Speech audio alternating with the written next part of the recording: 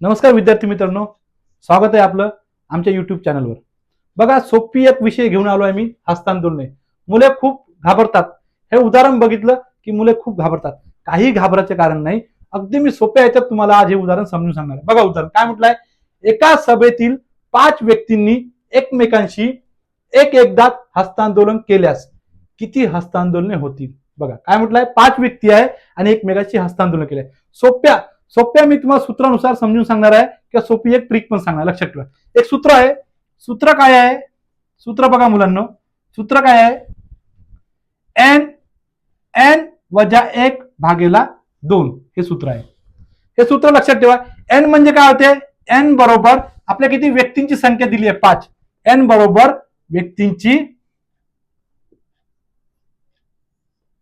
संख्या। n बरोबर काय म्हटलं मी, n बरोबर व्यक्तींची संख्या आहे।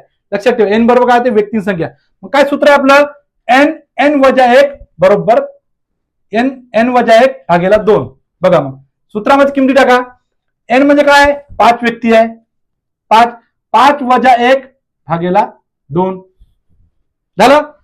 नंतर करा यांचा 5 वजा 1 किती होते, इथे काही नाही म्हणजे इथे कंस आहे, याच्यामध्ये काय गुणाकार असतो। 5 वजा 1 4 भागेला 2, बे कबे बे दुने 4, 5 गुणिले 2 किती होतात 10। किती हस्तांतरण होतील 10। जर समजा तुम्हाला विद्यार्थी मित्रांनो फॉर्म्युला नसेल माहित तर काय करायचं, मग व्यक्तींची संख्या किती आहे 5, त्याच्या आधीची एक संख्या घेऊन घ्यायची 4 भागीला 2 करा, झालं। जर तुम्हाला फॉर्म्युला जर आठवत नसेल तर किती सोपी ट्रिक आहे का नाही, समजलं का मुलांना। बघा हे पण करून बघा, 5 बे कबे बे दुन 4 किती झाले, 5 गुणिले 2 बरोबर 10 हस्तांदोलन। किती हस्तांदोलन झाली, 10 हस्तांदोलने।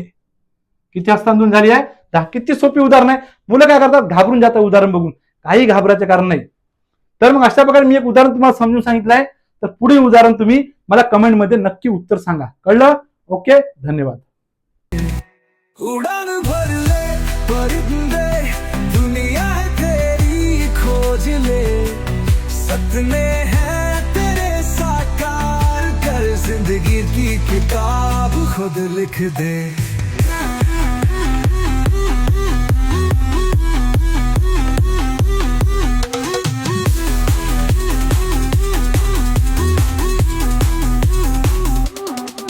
नए लोग मिले, नई बातें सीखी,